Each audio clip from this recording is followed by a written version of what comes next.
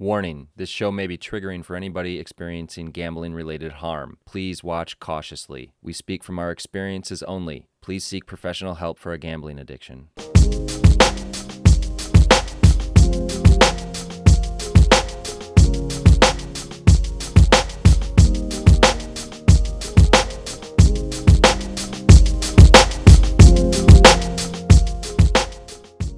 Hi there, I'm Christina with the Broke Girl Society podcast, and my last bet was March of 2021.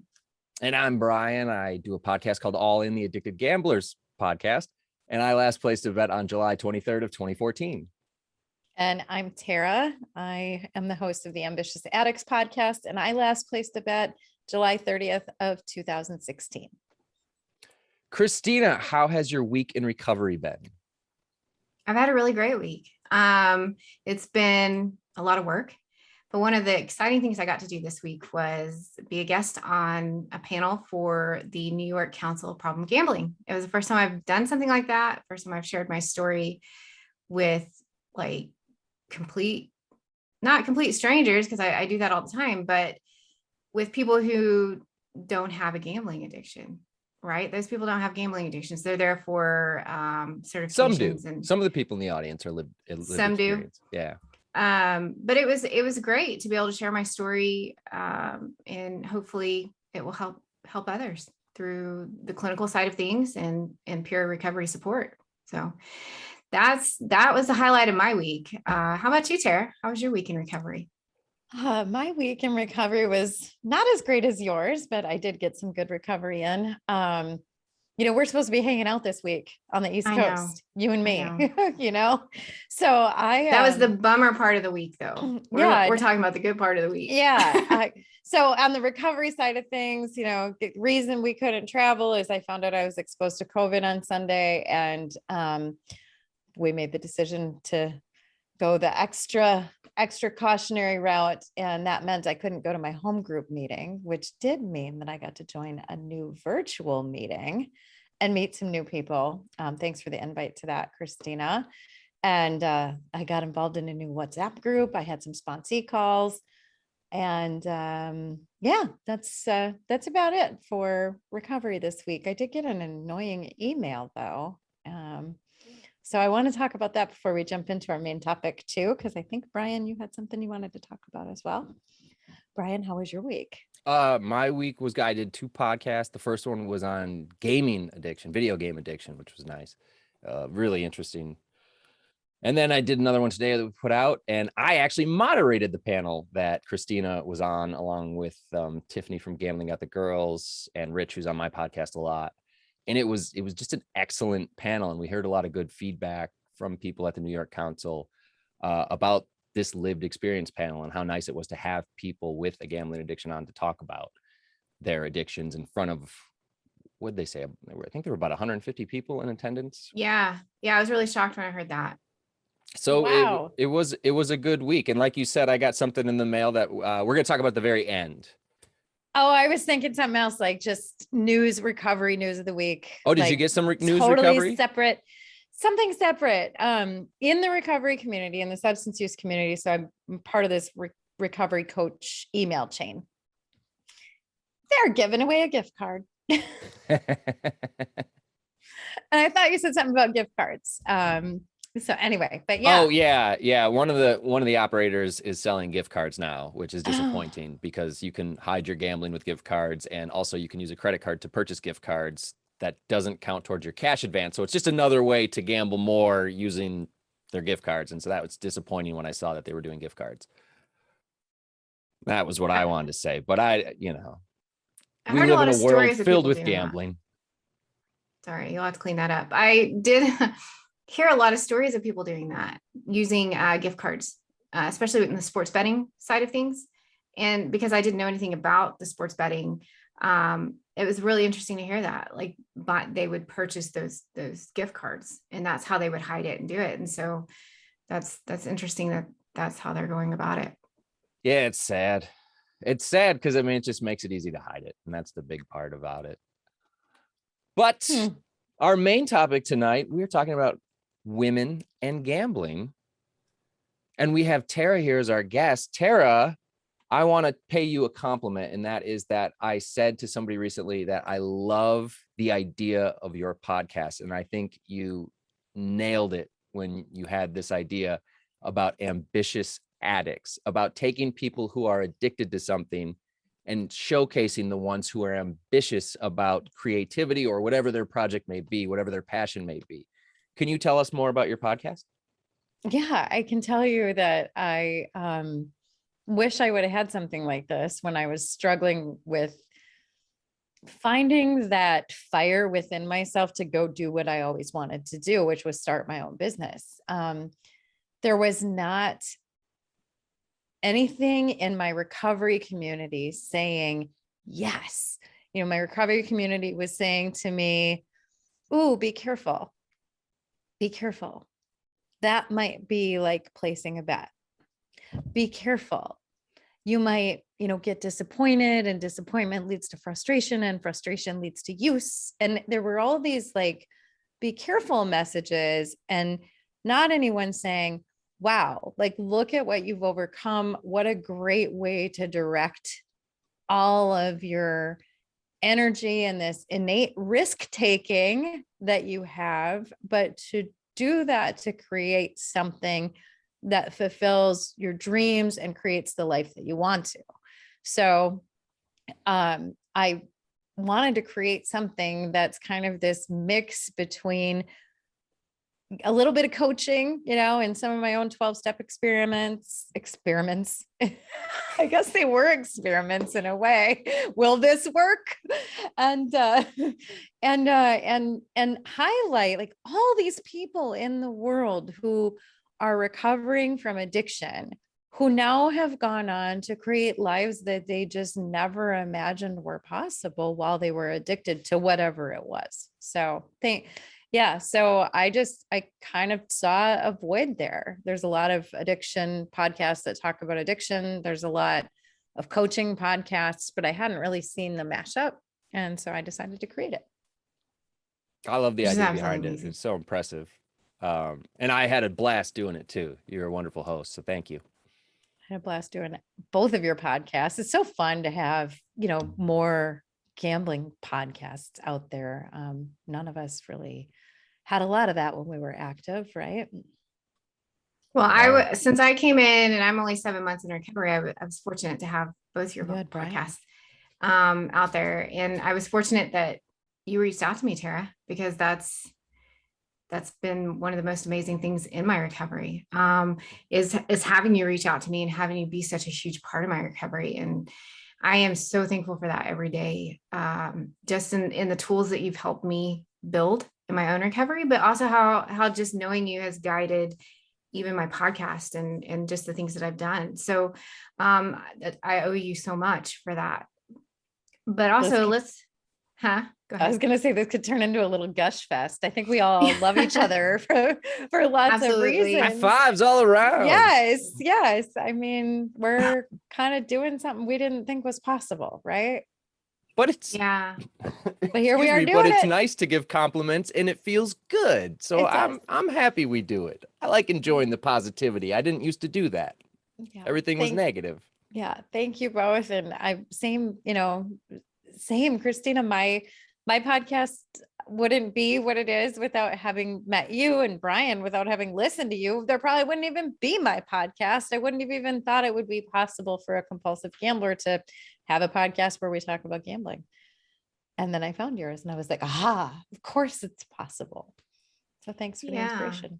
I was talking about women in gambling. I was talking to a woman the other day. I met up with her and we were talking, and she was talking about how the addiction had, just held her back from so many dreams and things that she wanted to do in her life. And we talk about that. It's one of the 20 questions about, did your gambling affect your ambition and things in life? And I don't know the exact wording, but it does. It stops us from doing anything outside of gambling and anything that we have to do to maintain that addiction.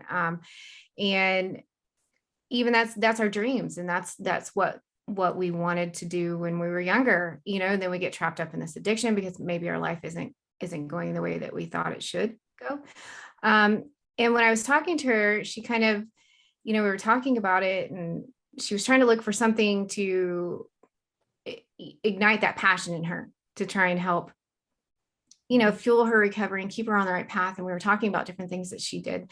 And I said, you can still do these things, and through recovery, this is going to be an amazing journey for you. And she just looked at me and she's like, you're right. There's nothing holding me back. Now that I'm not gambling, I can do this. And I was like, you absolutely can. That's what recovery is. It's stopping the things that are hurting you and finding the things that will heal you. And so for her in that moment, when she realized that, I can't explain that moment, just being able to sit with her and see her eyes just kind of light up. And, that's a lot of the experiences that I have talking to women who are finding recovery and who have struggled with this addiction for so long. Are you seeing that a lot in the women that you talk to too? Is just kind of the struggle of getting out of this stale place and realizing their dreams? Yeah, I think, and I'd love to hear Brian's perspective on this too, because I think what I hear thematically, and it could be my own bias, we obviously see very quickly the things that are like ourselves. I get the sense that a lot of the women who I talk to have kind of shut off the volume of their dreams for a really, really long time and spent a lot of their lives in service to others, in service to children and being caregivers to parents. And they kind of stopped asking themselves what they wanted, but there's still that part of themselves that knows that they want more and knows that they want more of their life. And they're heartbroken, they're disappointed. And when we're feeling that way, we just want to feel better. And what we began to learn when we started gambling was we could create the excitement that was missing from our lives, or we could quiet the overwhelm or the guilt or the frustration. And so gambling either created a feeling that we thought we were missing, or it silenced an emotion that we weren't willing to feel. And we became kind of hooked on that. And we kept not asking, what do you want with your life? Who do you want to be in the world? And for me, my son, when my gambling started spiraling more as he got older, right? And needed me less. And my work was in a stressful place, right? So I think I hear that theme, and yet I question myself to go, oh, is that me just recognizing myself in these people and finding a point of connection with them? Or is that really a theme with women? It could be either one of those things, I suppose. Yeah. I went to my second GA when I really got into GA. I went to my meeting when I was 26, and it's been so long now. The two people who run the meeting were both women when I walked in, and I still remember them fondly to this day. They both, when my dad died, I went and sat next to one of them in the meeting that I walked into, and she put her arm around me at one point, and she reminded me of my aunt, and for them, they seem to have a really positive experience in the GA room. Now they're both older, and so that's different than when you're a young woman walking into a GA room for the first time. But that experience early with them, I still remember them, and they made a difference for me in my recovery at that point. But then, as I got older, I realized, boy, it must be hard for women in recovery. And why is that? What were your two experiences? What were the negatives about it when you tried to get into recovery? And what were the positives where you were like, oh no, this was good? I think for me, the negatives were just finding women to connect with. I mean, it was interesting that you say that your meeting was run by two women, because it is hard to find women who are that involved in the meetings. I do believe here locally we have one woman-led meeting, which it's one I can't make, but that was awesome to hear about. And so I think for the negative, it's just finding women in this community who want to talk about it and who are open put themselves out there to talk about it. And as far as like, I haven't had any negative issues with like any men in my local GAs. Like they've all been great and respectful, and they're my people now. May I ask you a question? Yes. And if you want me to take this out, I will, because we talked about this off air before, but you've mentioned that through putting yourself out there with your podcast, that you get messages from men that are not to do with the subject at hand, which is gambling addiction, that they take the liberty to, I'll let you say it, but. Yeah, I do get a lot of men that slide into my DMs, you know, that are inappropriate. I think that's just part of putting yourself out there in the recovery community. And I remember, don't say that, Christina, because then edit that out. No, not in that way. Like not in that way. Sorry, I'm saying Brian, that is totally inappropriate. I don't get messages like that, and I put myself out there. I don't get messages like that. So the fact that you're getting messages tells me that there are men out there who are doing the wrong thing. But this is not just about recovery, you guys. True. Like, let's not pretend that has anything to do with the recovery community. I've been on social media, specifically LinkedIn, the professional networking platform, almost since the day that it was invented. The amount of ridiculous, unheard of, unsolicited comments on my looks, my words, the way I speak, what I say, what I don't say, what I should or shouldn't do. It's absurd. And I guess recovery is not immune to that. But Brian, thanks for saying what you said. Like, it shouldn't be happening, but it is, it does. And it has every day. And Christina, your reaction to it is like, that's just what happens. That's what happens to a lot of women. It doesn't happen as frequently to people like Brian. Right. And so I've just kind of learned to navigate it. I don't let it deter me. I can usually tell right off the bat what kind of message it's going to be, just by how because I have no problems talking with men in this community about recovery and about how I can help them in their recovery. I have no problems with that. I have some really great friends that I've met in recovery. Yes. But yeah, I can usually kind of see them how they come in and start the conversation. But and I'm quick to shut it down and quick to block them. It hasn't deterred me yet. But what's interesting is I didn't know there was something called a 13th step. And I remember talking to Terra about something somebody had told me, and I'm like, I don't know what the 13th step is, but this person was telling me about somebody that was offering to sponsor them, but yet they were getting hit on and kind of these different things. And she was like, that's the 13th step. And I'm like, what? So I'm going to let you explain this 13th step, Terra.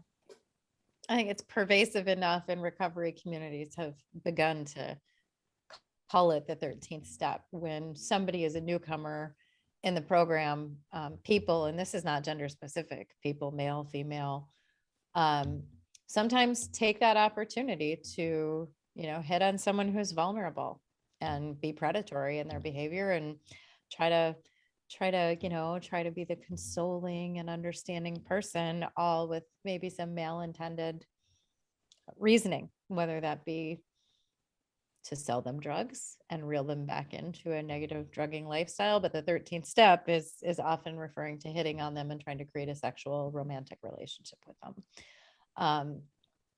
It's sad to me that's just like become a running joke, like, 13th stepper. Like, when I think about what happens in 12 step rooms, like, where's the accountability for stuff like that? How do we escalate that? Who do we tell if something happens to us like that? So you talk about one of the unique challenges of women. I don't think it's 100% unique to women. I know men that it has happened to and does happen to.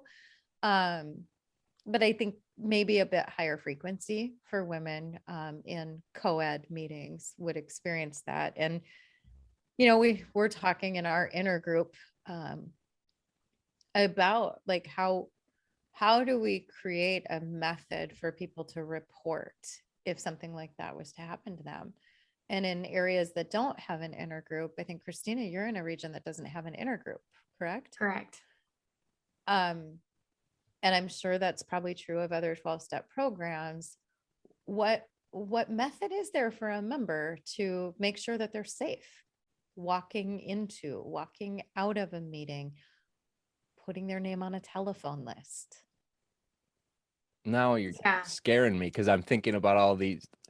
It is so true. There's no authority figure in a recovery meeting. You're just there with your friends and neighbors, right? Self-governing.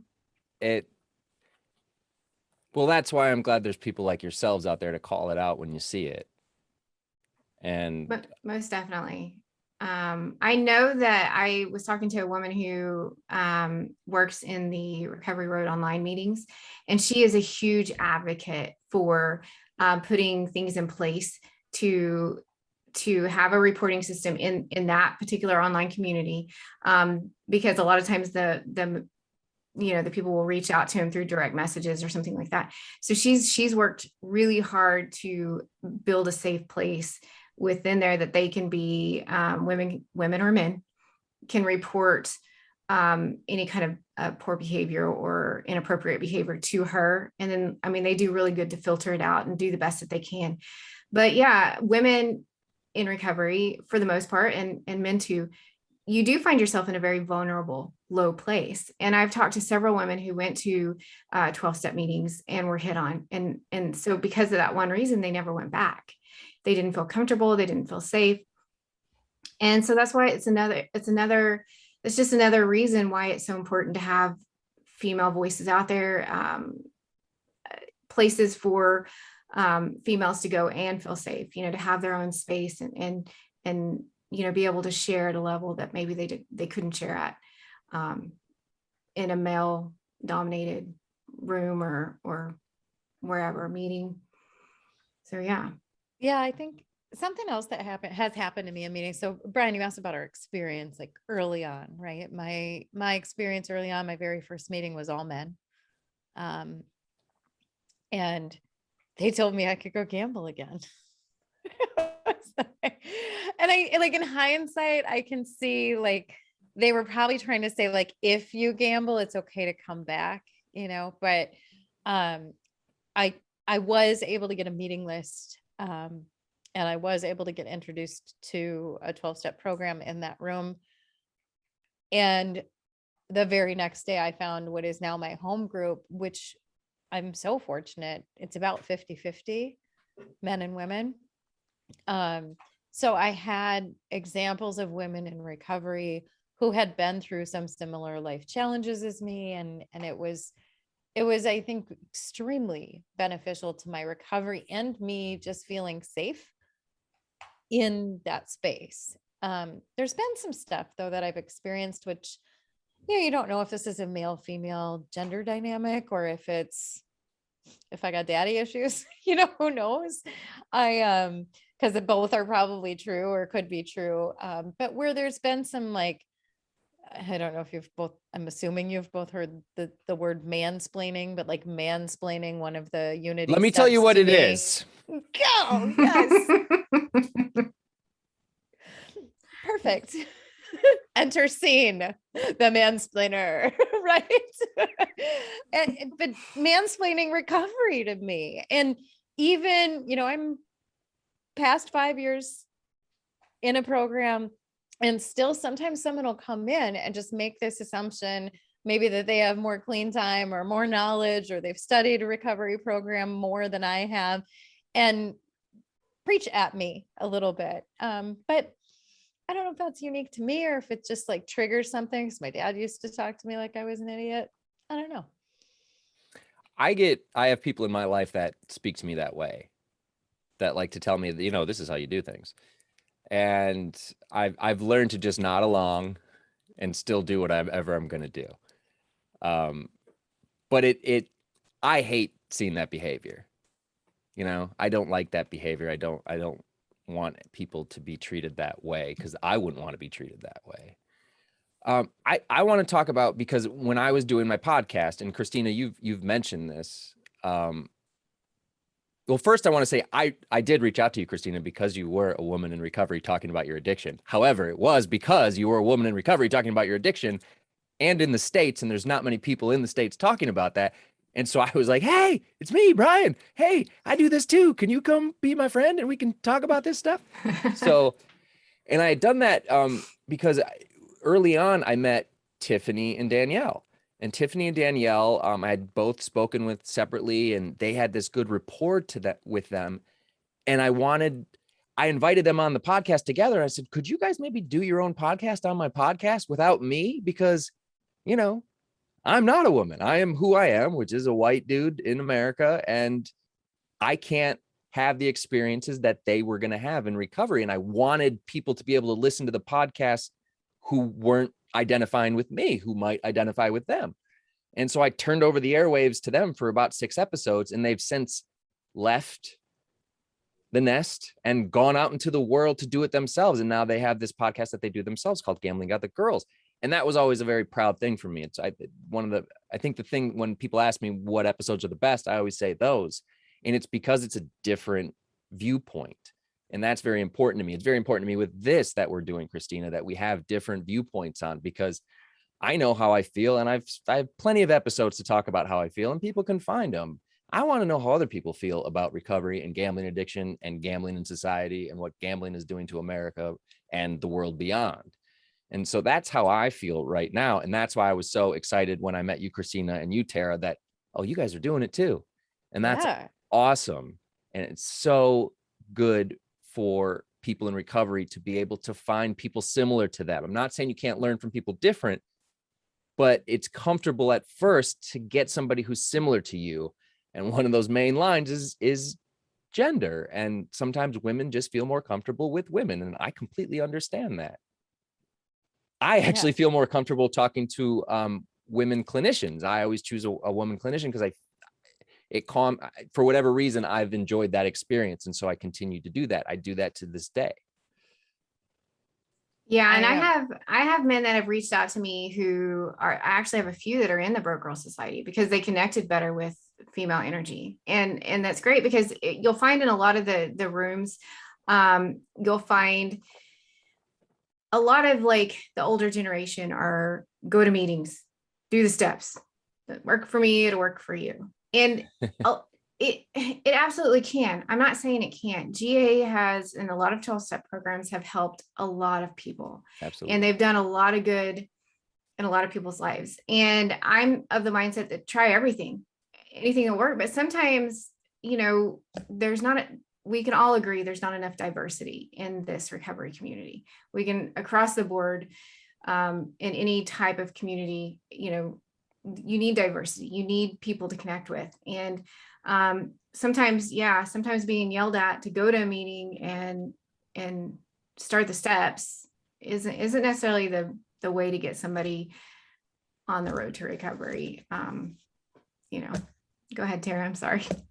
I got this like internet, if my eyes were all over the place where I was frozen, I got a little internet unstable message and I lost your audio for a little bit. So I didn't quite hear what you were saying, but I did come in at a moment that's making my heart sing. So I'll just kind of pick up and say one of the things that really resonates with both of your shows for me and Tiffany and Danielle and David, like representation frickin' matters, and that's why for me on my podcast, I'm very, also very intentional, right? Like who else do we need to bring in? We need to bring in people from the LGBTQIA community. We need to bring people from all faiths, all walks of life, all pathways to recovery. And for me, it's all addictions too, right? Because addiction, this disease does not care.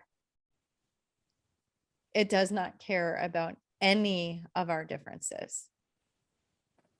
And Absolutely. Neither do mental health issues. And so the more voices and faces and ages and all the things, all the different ways that we can slice and dice our identities, like if one person just is able to connect with a unique guest because they look or sound or have a similar life experience as them, let's get them on the shows, like all the shows. Because so much of that suffering that we sit in is because we think we're alone. We think we're the only one like us who's this way. Absolutely. I think we've all had that moment. and just sitting and just feeling so alone. I just remember not so many months ago feeling like I had nobody, just a loneliness that I couldn't even put into words, because of this addiction and this disease and where it had taken me. And so, to be so many months now in recovery and to have this community around me, which I have to say the recovery community has got to be one of the best there is. I mean, there are some amazing people, the empathy, the understanding, the friendships that you build. Like, I know these people will be in my life for the rest of my life, and it's a connection that I absolutely value. And so the more voices we can get out there so that everybody can have that same connection, should be all of our priorities, I think. In gambling, sorry, go ahead, Brian. No, you go. I was going to say gambling in particular, we have enough of a challenge too with the silenceness of this addiction, right? And like the fact it's so easy for us to hide, especially those of us who are the watchers of our own finances. A lot of single women who don't share their finances with anybody, and I was one of them. No one knew what was going on with my money. No one knew my money mess. I was accountable to no one other than the mortgage and the credit card and the, utility companies. No one knew. And if I like that, being able to keep it that secret and no one can see it, I think makes it all that more important with the industry amping up what they're doing. Those of us in recovery, as much as we want to preserve anonymity, we need to be amping up the hope and talking about this addiction because it's real and it's killing people. I wanted to take that opportunity to, say, ooh, good transition to the industry. But before that, Christina, during the panel, this got brought up, and I was wondering if you both could talk about it. But you mentioned that women gambled for different reasons. Yeah. What did you mean by that? And Tara, any thoughts on that subject as well? I think women a lot of times will find themselves gambling, and Tara touched upon this earlier in the conversation. We as women, it's still important to talk about. We spend so much of our days a lot of times taking care of our families, working and doing all these things for other people that sometimes we just don't leave enough for ourselves. Most of the time we don't leave enough for ourselves. And I think, that really could be true for men and women both. Because there are a lot of men who put a lot of energy into their families too, and work and things like that. And I think another thing I want to mention while we're talking about this is single women who don't have anybody to answer to about their finances. That's a huge struggle. But even married women like myself who managed all the finances with a partner, spouse, husband who isn't involved in managing the finances, I got away with a lot, everything pretty much. And that was a big struggle, and that was very draining for me. But yeah, there's so many differences between, I think, why men and women gamble, even right down to whether they're an action gambler or an escape gambler.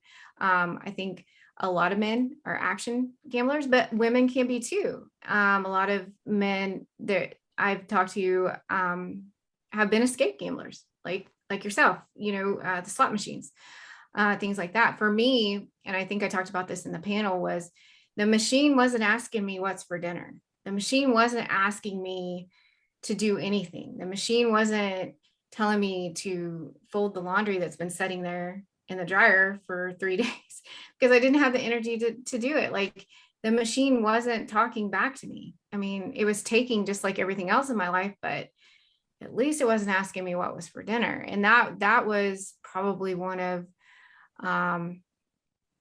the reasons why slot machines hooked me, That's kind of my take on it.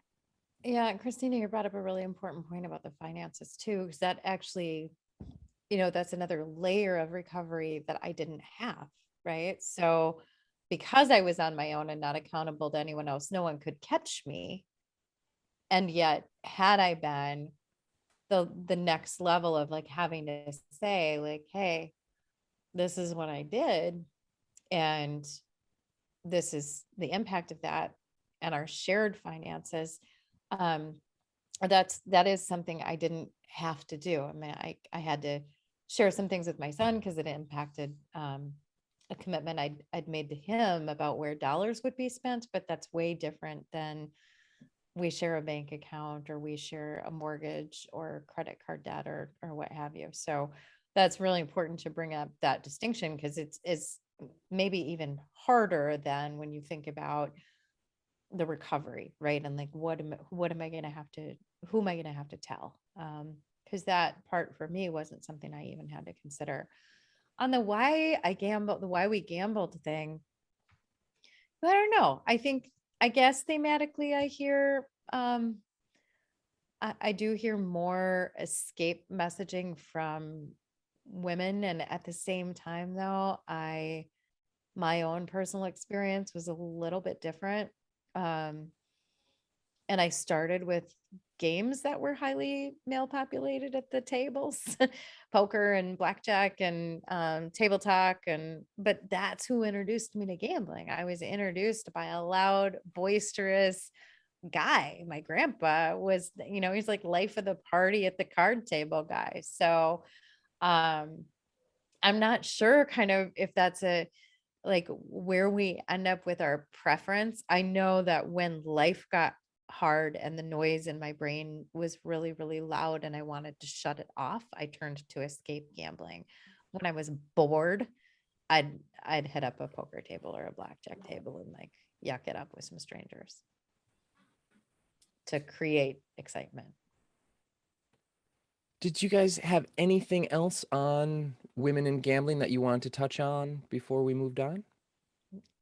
We could talk about this for hours. Yeah, we could talk about this all Are day. you sure you want to keep asking that question? One thing I do want to ask though, Brian, what is your take on like the hundreds of people you've probably talked to? What is your take on the difference between men and women in gambling? Like, what have you seen?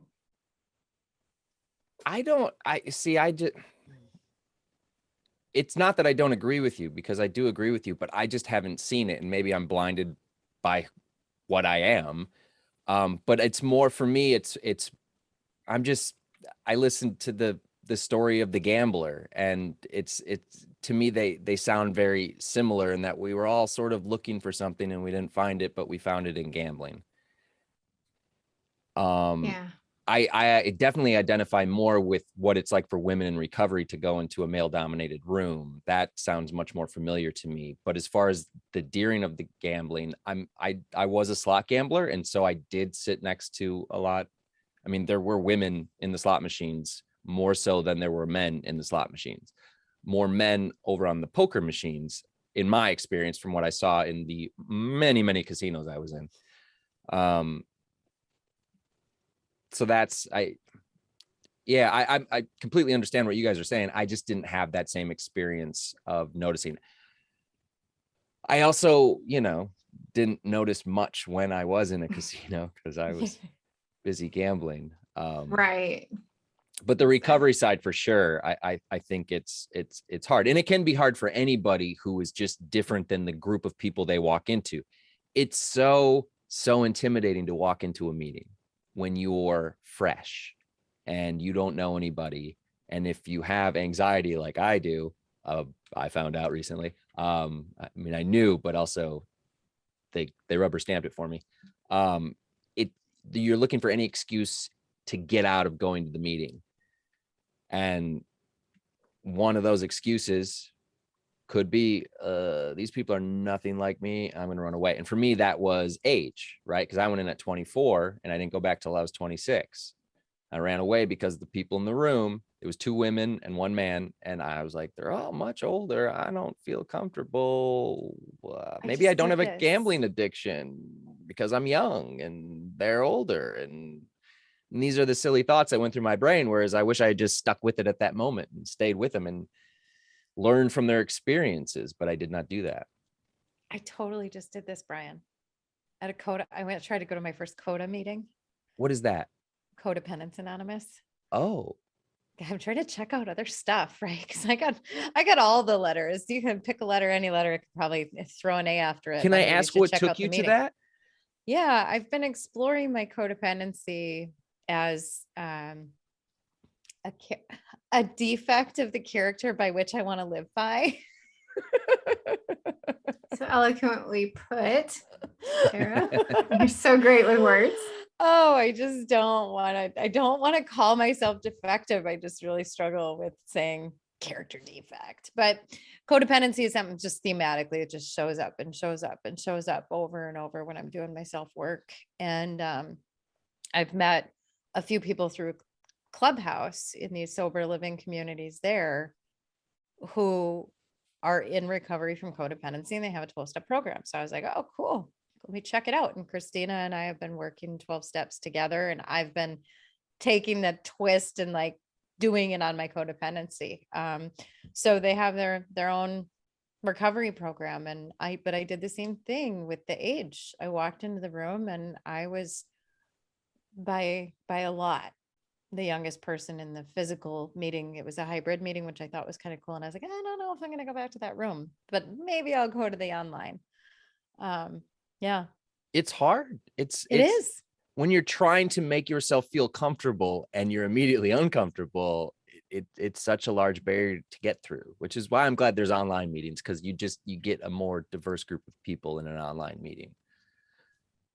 Absolutely. I see the younger generations come in on my Saturday meetings. Like, I don't know how many times a younger person has come in and they have never come back. And I know it's probably for that exact reason. They come in and they're like, okay.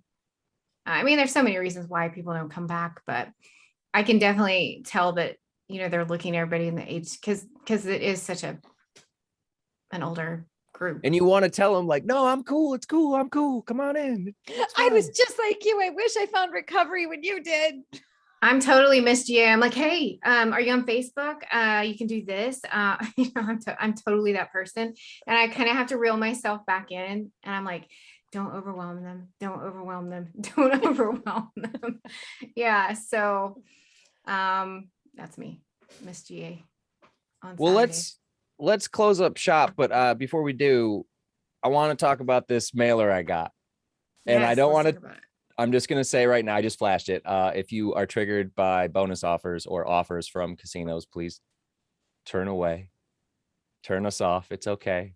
But for everybody else, I've been doing my podcast for 7 years. I've been bet free for 7 years. So I was surprised, not that they know who I am over at Fanduel, but I was surprised when Fanduel sent me the flyer for a first bet risk-free up to $1,000. Wow. And I didn't get mad. I laughed. And because I'm at that point, I'm not early in my recovery, so this doesn't trigger me at all. But it made me laugh, and then I got upset. And then I thought, well, what a good learning experience for me. I'm going to see what I can do about this. And my beef with it mainly is the fact that it says first bet risk free. And then in small, tiny print underneath everything, it says refund issued as non-withdrawable site credit, which means that you put your money in, and if you lose, they refund, but you can't take it out. So it's not risk-free. You're still risking it. And language matters, and it matters on these as well. But what I did is I went to the Fanduel website because I was looking for a phone number to call. I could not find a phone number to call to get my name off this mailing list. And then I found a chat box you got to go into. And I was the 77th person in that chat box that I was waiting, and it was slowly going down. And I ended up taking my phone and I recorded the whole thing. So I'm going to include that video here of how long it took to get somebody.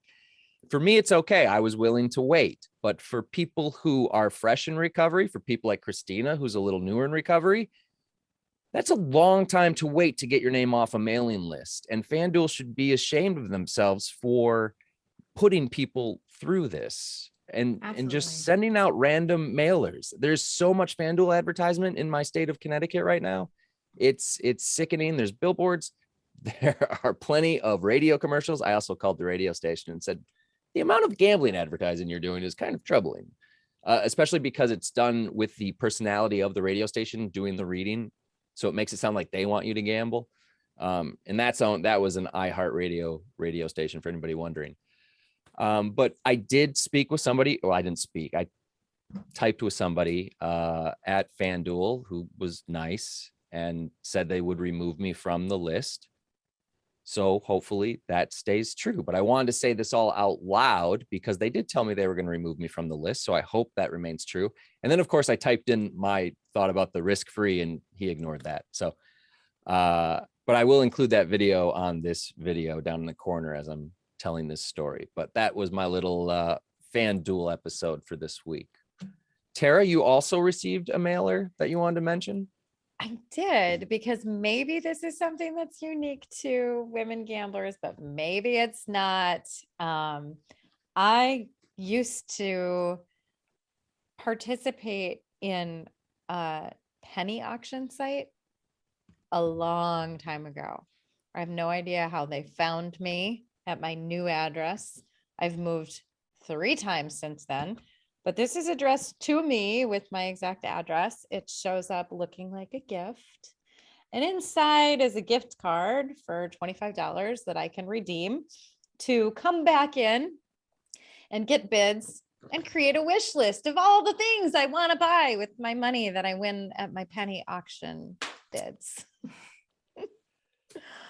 Everyone's always trying to suck you right back in.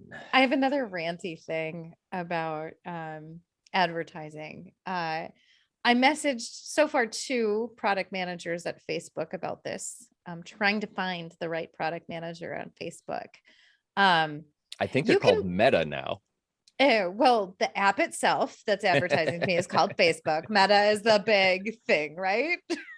The metaverse. Yeah, I was just kidding. I love it.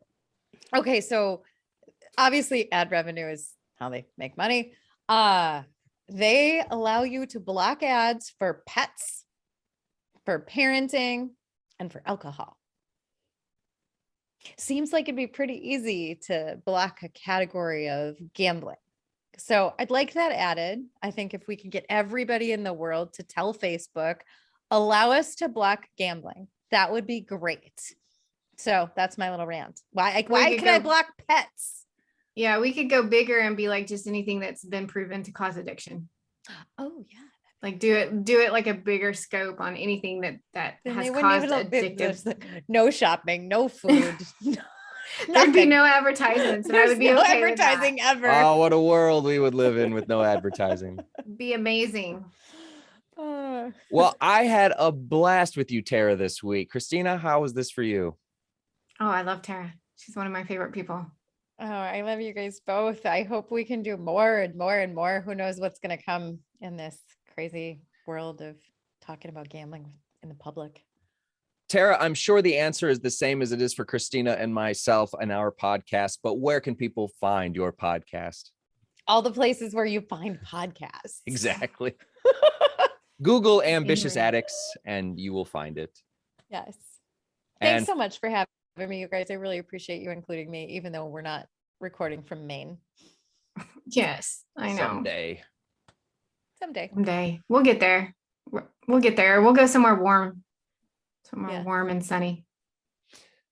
And you can find the Broke Girl Society podcast wherever you get your podcasts. And you can find all in the Addicted Gamblers podcast wherever you can get your podcasts. And we will see you all in the next episode.